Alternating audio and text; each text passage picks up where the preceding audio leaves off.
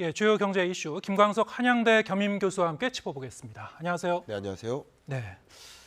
자, 이번 주에 추석 연휴 직후에 미국 10년물 국채 금리가 급작스럽게 상승을 하면서 네. 금융시장에 충격파를 던졌죠. 네, 그렇습니다. 네, 이번 사태 핵심적인 원인 일단 짚어보고 갈까요? 예, 일단 그 핵심적인 원인을 짚어봐야 향후에 이 사태가 다시 올 수 있나를 가늠할 수 있으니까 세 가지 정도가 될 텐데요. 한 가지는 고금리의 장기화. 생각했던 것보다 이 기준금리 인상이 더 일어날 수 있겠구나. 금리 인상 끝날 줄 알았는데 금리 인상 더 남았구나에 대한 공포감이 역시 국채금리를 끌어올리는 데 영향을 줬고요.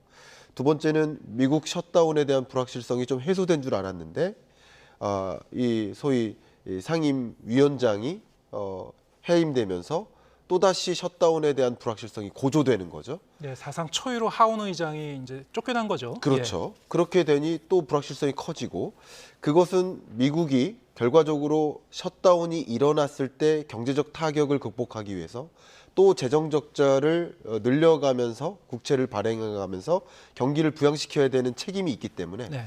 그러면 국채 발행 가능성이 높겠네. 그러면 국채 금리가 또 올라가는 거예요. 그리고 더군다나 안 그래도 재정 적자가 심각한데 또 재정 적자를 탕감해 나가기 위해서 국채 발행을 늘려나간다. 이런 세 가지 요인들이 또 겹겹이 작용하면서 국채 금리가 정말 이례적인 수준으로 또 올라갔다 이렇게 볼 수 있겠습니다. 네. 특히 우리 국내 금융시장에 미친 그런 충격파가 좀 더 컸던 것 같은데 네. 연휴 직후에 그렇게 시장이 요동치고 나서 네. 어제 오늘은 어떻게 움직였습니까? 네, 어제까지는 조정이 많이 됐었습니다. 네. 그러니까 환율과 주가가 반대 방향으로 움직였다라고 보시면 좀 좋겠습니다. 그러니까 어제까지는 슈퍼 강달러에 가까운 수준으로 달러 강세 기조가 뚜렷하게 나타났었고요. 약 1,350원을 뚫고 올라갔었죠. 그 과정에서 주가는 1,400원대로 내려왔습니다. 그리고 오늘은 조금 숨고르기라고 볼 수 있을까요? 네.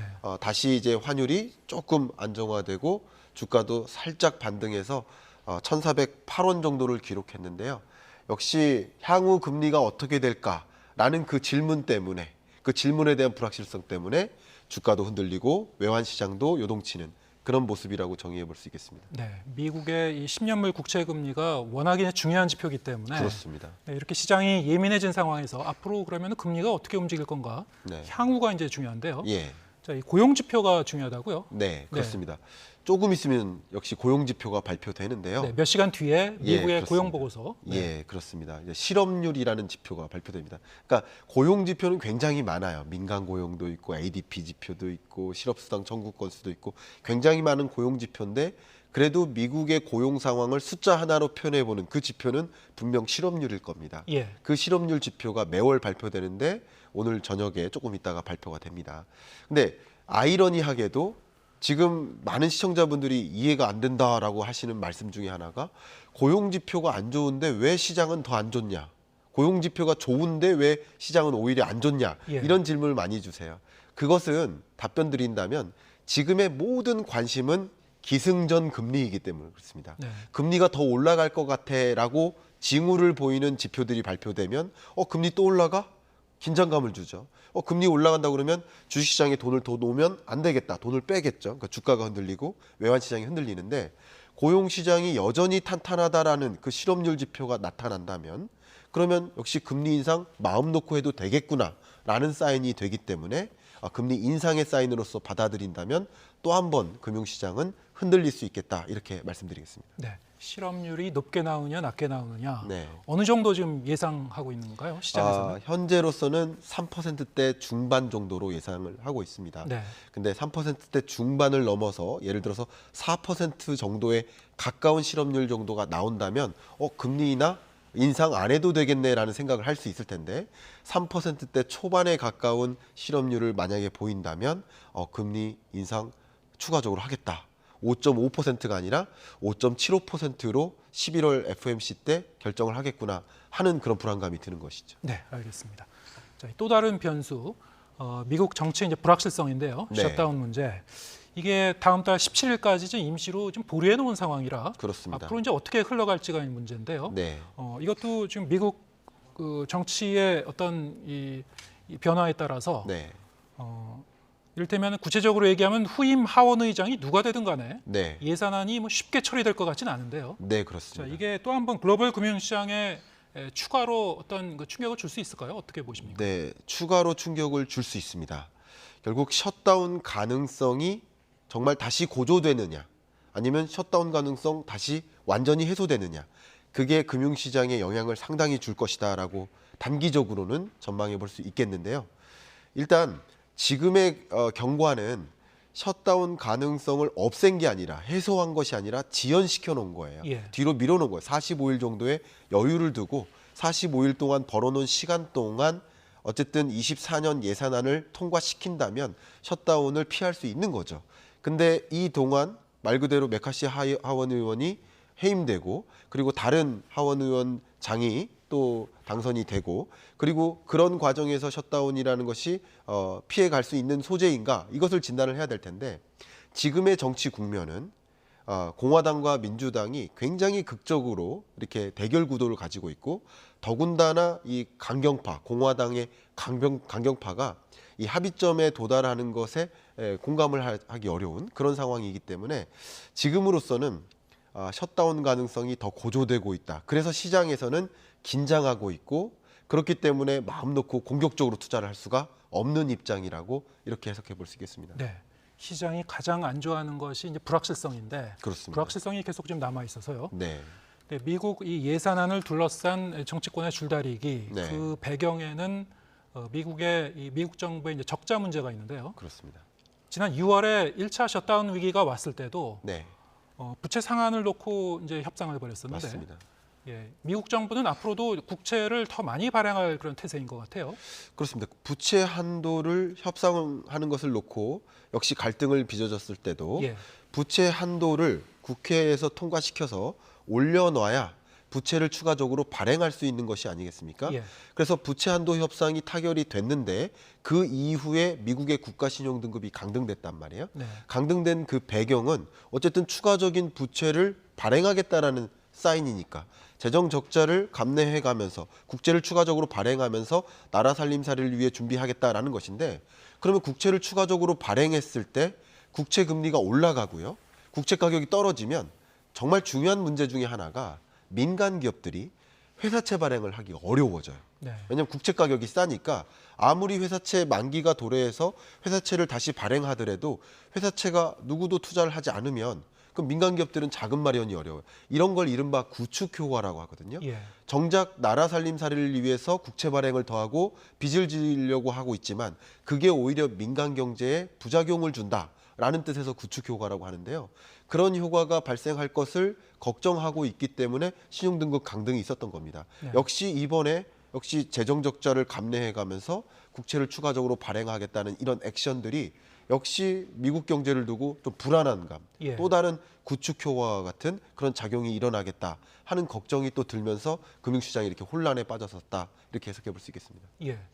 국채 물량이 늘어나면은 네. 발행량이 늘어나면은 채권 가격은 떨어지게 되고 그렇습니다. 그럼 다시 국채 금리는 또 올라가게 되고 그렇습니다. 예.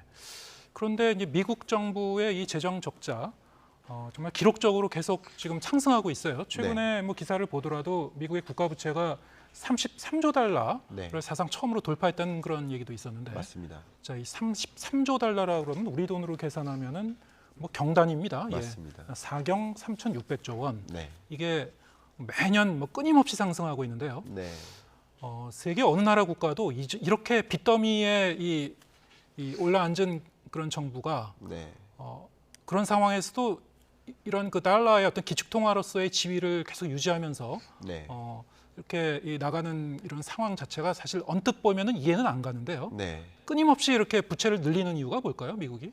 일단은 나라 살림살이를 운영하는 데 있어서 자금을 마련해야 되는데, 자금을 기축통화국이기 때문에 마음 놓고 부채에 의존해서 계속 나라 살림살이를 가동하는 것이다. 정치적으로는 현 정부가 어쨌든 경기가 탄탄하게 운영될 수 있도록 재정을 투입해야 된다라는 논리고, 그럼 재정을 투입해서 나라 살림살이를 유지해야 되는데 재정을 투입하기 위한 충분한 세입이 이루어지지 않으니까, 경기가 안 좋으니까요. 그리고 코로나19나 전쟁이나 이런 여러 상처들을 겪으면서 많은 재정을 투입했단 말이에요. 그러니까 추가적으로 재정을 투입하려면 부채에 의존할 수밖에 없어요. 네. 그러나 다른 나라의 경우에는 부채에 마음껏 의존하는 것이 어렵습니다. 말 그대로 국가의 존폐의 문제를 가져올 수도 있어요. 근데 미국 같은 나라는 말씀하신 것처럼 기축통화국으로서의 지위를 가지고 있기 때문에 추가적인 부채를 마음껏 발행하고 예. 그것으로 또 나라 살림살이를 계속 유지하는 그런 구조를 좀 갖고 있다고 볼 수 있겠습니다. 기축통화국의 특권이군요. 결과적으로 특권이라고 볼 수 있고요. 예. 그래서 많은 다른 미국이 기축통화국이지만 미국을 제외한 나머지 기축통화국들도 자국의 기축통화적 역량, 그 권위, 그 장악력을 더 확보하기 위해서 움직이는 모습도 같이 전개되는 이유가 그것입니다. 예.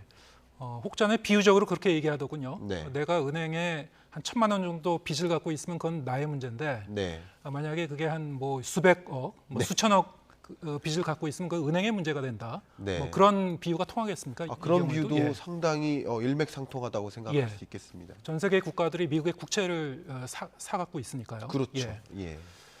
자, 그렇게 되면은 그 전 세계 시장 금리의 기준이 되는 미국 국채 금리 계속 좀 고공행진을 하고 있고요. 네. 당분간은 뭐 이런 상승할 걸로 좀 예상하십니까? 어떻게 보십니까? 네, 추가적인 상승 여부는 네. 앞서 말씀드렸던 세 가지 요인 좀 함축시킨다면 셧다운 발생 가능성이 다시 고조되거나 실제 셧다운이 발생할 경우 그러면 국채 금리는 다시 치솟을 수 있겠습니다. 네. 두 번째, 오늘 발표될 고용 지표나 혹은 뭐 다음 달에 발표될 여러 물가 지표, 그밖에 여러 경기 상황을 알려주는 지표들이 금리 인상이 필요하다라는 사인을 제공한다면 또 추가적으로 국채 금리가 치솟을 수 있겠습니다. 이 두 가지 요인을 좀 지켜보시면서 국채 금리의 향방을 좀 가늠하시면 어떨까 생각이 됩니다. 미국 연준의 기준금리에는 어떤 그 영향을 줄 것인가? 네. 국채금리가 이렇게 급등하니까 연준 내부에서는 금리 인상을 중단해야 된다 이런 목소리가 나왔다고요. 네. 이건 왜 그렇습니까? 네. 결과적으로 기준금리를 인상하는 이유는 기준금리 인상을 통해서 시중금리를 조정하기 위함입니다. 네. 그러니까 기준금리를 올리면 시중금리가 올라갈 개연성이 높은데 지금 이런 다양한 요인들로 인해서 시중금리가 목표하는 대로 올라간 거예요. 그러니까 기준금리 인상에 따른 효과가 나타난 상황인 겁니다. 그렇기 때문에 추가적인 금리를 인상할 필요가 없는 것이다 라고 표현한 것이라고 해석할 수 있겠습니다. 예. 자, 이 기준금리의 이 추이가 상당히 주목되는데 네. 이번 주에 뭐 이런 얘기도 또 나왔죠. JP 모건 체이스 CEO가 금리가 7%까지 올라가는 그런 네. 시점도 우리가 대비를 하고 있어야 된다. 네. 이거는 무슨 얘기입니까? 제가 이 자리 방송국에서 방송하고 있지만 네. 저한테 그 질문을 하셔도 저도 7%까지 가능하다라고 답변은 그렇습니까? 할 수 있습니다. 예. 7%뿐만 아니라 14%도 가능한 겁니다. 그러니까 충분히 기준금리가 7%까지 올라갈 수도 있다는 올라갈 수 얘기입니까? 예. 있다라는 표현이에요. 그래서 이 다이먼 회장의 여러 표현 내용들을 보면 여러 이야기를 하다가 네. 최악의 경우 네. 7%까지 기준금리가 올라갈 수 있으니 예. 그 상황에 우리는 먼저 잘 알고 대응을 해야 된다. 그 가능성이 높다는 얘기가 아니고 아닙니다. 배제할 수는 없다. 배제할 수 그런 겁니까? 없는 수준이고 예. 7%의 무게를 두고 있는 그런 입장은 아니다라고 명확하게 말씀드리겠습니다. 예. 연초만 해도 미국의 금융기관들이 네. 연내에 미국 그 연준이 기준금리 인하를 할 것이다 이런 네. 기대감 섞인 그런 전망을 내놨습니다만 네. 그럼 미국 금융권의 어떤 입장이 좀 변화가 있었던 겁니까? 아니면은 이런 그 목소리를 낸 분의 어떤 소신이라고 볼 수 있나요? 이건 네. 어떻습니까? 금융권도 변화가 있었습니다. 있었습니까? 저도 이제 매년 경제 전망을 하고 있지만 23년 연내를 놓고 아무리 어떤 지표들을 들여다봐도 기준금리를 인하할 만한 미국이 기준금리를 인하할 만한 근거는 하나도 없다. 왜냐하면 22년부터 찾아온 41년 만의 최고치 이 고물가에 대응하기 위해서 고금리를 도입한 것인데 이 고물가라는 숙제가 해결되지 않은 상황에서 고금리를 포기할까? 그런 상상을 하기가 참 어렵거든요, 상식적으로. 그런데 시장에서는 23년 연내 내내 계속 그랬습니다.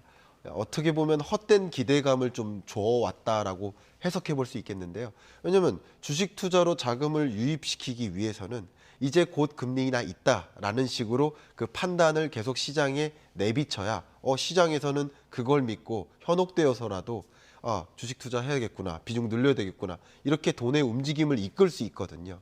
그런 관점에서 해석을 해본다면 많은 투자은행들이 23년 연초부터 내내 곧 기준금리 인하 있다, 그리고 추가적인 금리 인상 없다라는 식으로 이 의견을 계속 발표했고, 네. 그것에 믿음을 갖고 투자자들이 자꾸 투자를 했다가 여러 지표들을 보거나 FOMC 회의 끝에 기자회견을 보거나 이런 것들을 볼 때마다 기준금리 인상 또 남았네, 기준금리 인하는 연내 없겠네, 이런 것을 계속 기대감을 갖다가 그걸 또 포기하고, 예. 기대감을 갖다가 또 실망하고, 예. 이게 계속 반복되던 장세가 23년이었던 겁니다. 근데 이제 23년 올해도 얼마 남지 않지 않았습니까? 기준금리 인하는 거의 없다라고 판단할 수 있겠죠. 그렇기 때문에 이제는 다양한 금융기관이 기준금리 인하 없다, 그리고 추가적인 금리 인상 있을 수 있다라는 식으로 스탠스를 좀 바꿔나가는 모습이라고 해석해 볼 수 있겠습니다. 알겠습니다. 자, 그렇다면 국내 금리에는 어떤 영향을 줄지를 좀 봐야 될 것 같은데요. 네. 일단 한국은행의 기준금리는 사실상 좀 묶어둔 상태이기 때문에 네. 올라갈지 내려갈지 그것도 뭐 불확실하긴 합니다만, 네. 그것보다는 시장 금리가 먼저 움직이고 있죠. 그렇습니다. 예금 이 금리도 올라가고 있고, 예. 대출 금리도 지금 올라갈 기미를 보이고, 네. 그래서 덩달아서 이 주담대 금리도 지금 올라가고 있는 것 같아요. 네, 그렇습니다. 그래서 일각에서는 네. 연말까지 주담대 금리의 상단이 이미 연 7%를 넘었는데 8%까지도 거의 근접하지 않겠는가, 뭐 이런 네. 전망까지도 나오고요. 지금 상황이 어떻습니까? 네, 상단 기준으로 연말 8%까지 가능한가라는 질문에 대해서 가능할 수 있겠다라고 말씀드리고요. 그렇습니까? 예. 그 배경을 잠깐 설명드린다면, 미국 국채 금리가 올라갔잖아요. 근데 미국 국채 금리에 연동된 글로벌 자산, 세계 다양한 금융 자산이 50조 달러 정도 됩니다. 그 50조 달러 중에 대부분이 10년물 미국 국채 금리에 연동되어 있어요. 그러니까 결과적으로 미국 국채 금리가 오르면, 특히 10년물 국채 금리가 이렇게 오르면 다른 나라의 시중 금리에도 작용을 할 수 있겠구나, 올리는 역할을 할 수 있겠구나라고 받아들이시면 도움이 되고요. 그게 결과적으로 우리 시장에도 나타나고 있는 모습입니다. 예. 그러면 향후에 앞에 말씀드렸던 것처럼 추가적인 금리 인상을 단행할지, 아니면 셧다운이라는 우려가 실제 실현될지, 이런 두 가지 종류의 불확실성이 어떻게 전개되느냐에 따라서 미국 국채 금리가 더 올라갈 수도 있고 아니면 안 올라갈 수도 있거든요.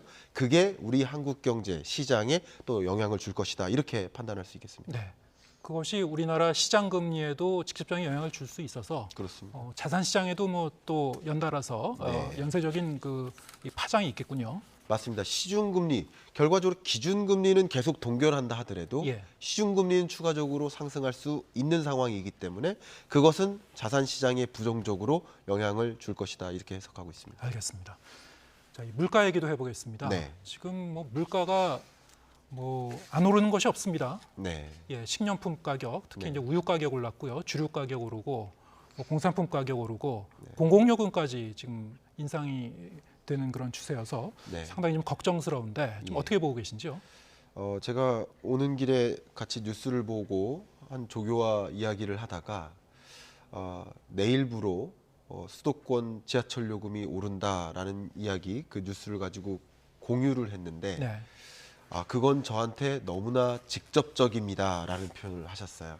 그러니까 저마다 체감하는 물가가 다른 이유는, 지하철을 많이 타는 국민도 계시고 또 자가용을 많이 운용하는 또 국민분들도 계시겠지만, 저마다 체감하는 물가가 다른 이유는 어떤 부문의 물건의 가격이, 서비스의 가격이 오르느냐에 따라 다른 거예요. 그러나 이렇게 전반적으로 모든 품목에 걸쳐서 전기세, 가스요금, 또 이런 공공요금 전반에 걸쳐서 이 가격이 이렇게 오르는 현상은 누구를 막론하고 이 너무나 물가가 높다라고 이 물가가 나를 억누르는 것 같다라고 느끼게 만드는 그런 시장의 안타까운 현상이지 않나. 고물가가 계속되고 고물가가 장기화되다 보니까 사실 실질 소득이 줄어요. 네. 통장에 찍히는 소득이 가처분 소득이라고 하고 명목 기준이라고 하는데, 예. 그 같은 가처분 소득이 통장에 찍힌다 하더라도 같은 소득을 가지고 살 수 있는 물건의 개수가 줄어든다. 이게 물가 상승분을 반영한 소득이 실질 소득의 개념인데, 명목 소득과 실질 소득 간의 격차가 계속 벌어집니다. 그러니까 우리의 삶이 가혹하다, 너무나 힘들다라고 느낄 수밖에 없는 그런 국면이지 않나 이런 생각을 해봅니다. 이제 인플레이션이 무서운 이유가 네. 소리 없이 이 우리 삶을 팍팍하게 만들기 때문에. 네. 예. 자, 이 지난달 물가 상승률도 3%대 후반으로 반년 만에 최대폭으로 올랐습니다. 네. 가장 큰 이유는 뭐 한두 가지 꼽는다면 왜 그렇다고 보십니까? 가장 큰 이유는 국제 유가 상승이라고 국제유가. 볼 예. 수 있겠습니다. 실제 지난 3, 4월 정도까지는 물가 상승률이 쭉 떨어지다가 그래프 보이시죠? 6월, 7월 들어서 2%대 물가를 봤습니다. 예. 이제 물가 상승률이 안정화되네라고 기대했다가 8월, 9월 3%대로 다시 전환됐어요. 근데 8월, 9월 국제 유가 상승이 지배적으로 나타났었던 기간이죠. 네. 국제 유가뿐만 아니라 두 번째 요인으로 꼽는다면 바로 식료품 물가입니다. 예. 왜냐하면 7, 8월 동안 홍수 피해가 많았습니다. 수해 피해. 그러면 농작물 공급량이 제한적이죠. 근데 9월 달에 추석 연휴가 있으니까 성수품 준비로 식료품 수요가 많습니다. 수요는 늘어나는데 공급이 부족하니까 식료품 가격이 치솟는 겁니다. 그래서 식료품 가격 치솟고 에너지 가격이 치솟으니까 그게 이 소비자 물가에 반영된 모습이다. 이렇게 생각해 볼 수 있겠습니다. 네. 국제 유가가 가장 중요한 요인이었다. 그러면은 하반기에도 국제 유가가 어떻게 움직일지는 우리가 뭐 예측할 수는 없는 거 아니겠습니까? 네. 정확히 예측할 수는 없는데 정부는 네. 추경호 부총리는 10월 이후에는 물가가 안정될 거라고 좀 보고 있어요. 네. 예, 어떻게 보시는지요? 네. 뭐 정부 입장에서는 물가가 안정될 수 있다라는 표현을 뭐 할 수도 있겠습니다만 그게 국민의 공감을 사기는 좀 어렵지 않을까 하는 그런 아쉬움이 저는 개인적으로 있습니다. 물가가 안정된다. 그러니까 안정화되는 그 요인은 어쩌면 물가 상승률이 3%대로 떨어져서인데 향후에 하반기에 물가 상승률이 안정화돼 떨어질 것이다라고 표현하시는 여러 가지 근거 중에 하나는 식료품 물가나 에너지 물가가 일시적으로 올라서인 것이다. 근원 물가는 떨어지고 있다라고 이렇게 표현하시는 거예요. 근데 저의 진단은 하반기에 국제 유가의 흐름이 어떻게 움직일 수 있는지 가늠하기 어렵고 어쨌든 이 고유가 기조가 계속 유지될 것으로 국제 기구들은 전망하고 있습니다. 그럼 여전히 변수가 남아 있는 것이고요. 네. 두 번째는 강달러입니다. 강달러 기조가 이렇게 지속되고 있잖아요. 특히 9월 달까지는 그렇게 큰 강달러가 아니었습니다. 10월 달에 본격적인 강달러가 제기됐습니다. 강달러가 야기되면 당연히 우리나라의 수입 물가 부담이 가중돼요. 예. 수입 물가가 올라가면 생산자 물가가 올라가고 그게 소비자 물가에 반영되기 때문에 물가 상승률은 다시 올라갈 수 있는 여지가 있습니다. 그밖에 이 물가 상승률이 안정화되지 않을 수 있는 끈적끈적하게 스티키한 인플레이션, 고물가가 고촉화되는 그런 경향성을 보여줄 만한 변동성이 높은 변수들이 많이 있습니다. 그렇기 때문에 저는 개인적으로 물가 곧 안정화될 겁니다라는 표현보다는 물가 문제 굉장히 힘듭니다. 가혹합니다. 그 상황에서 우리가 어떻게 대응할지를 같이 모색해 봅시다. 라는 식으로 접근하는 것이 공감을 사고 신뢰를 살 수 있는 방향이지 않나 그런 생각을 저는 개인적으로 하고 있습니다. 예. 물가에 또 상당한 그 영향을 주는 그 요인이 공공요금인데 네, 공공요금 중에서도 지금 전기요금 네, 올리지 말지 정부가 이제 고심 중이죠. 네, 한전의 이 눈덩이 같은 적자를 생각하면 이제 올려야 할 텐데 네. 어떻게 할 것 같습니까? 총 부채가 201조, 누적 적자가 47조 정도 됩니다. 결과적으로 이 발전하는 데 들어가는 비용이죠. 발전 비용은 발전 단가 그리고 발전 비용은 계속 올라가고 있는데 전기세를 고정시키면 당연히 부채는 늘어날 수 있겠다. 그런 것은 저도 공감합니다. 어떤 면에 있어서는 전기요금을 올릴 필요성은 분명히 있다고 보여져요.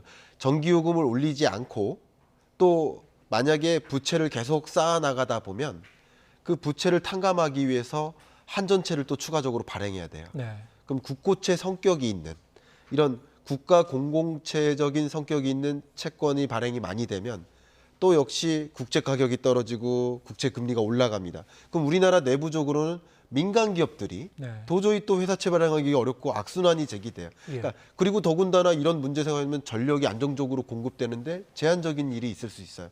그렇기 때문에 이 문제를 분명히 우리는 해결을 해야 됩니다. 근데 가격을 올리는 것도 중요해요.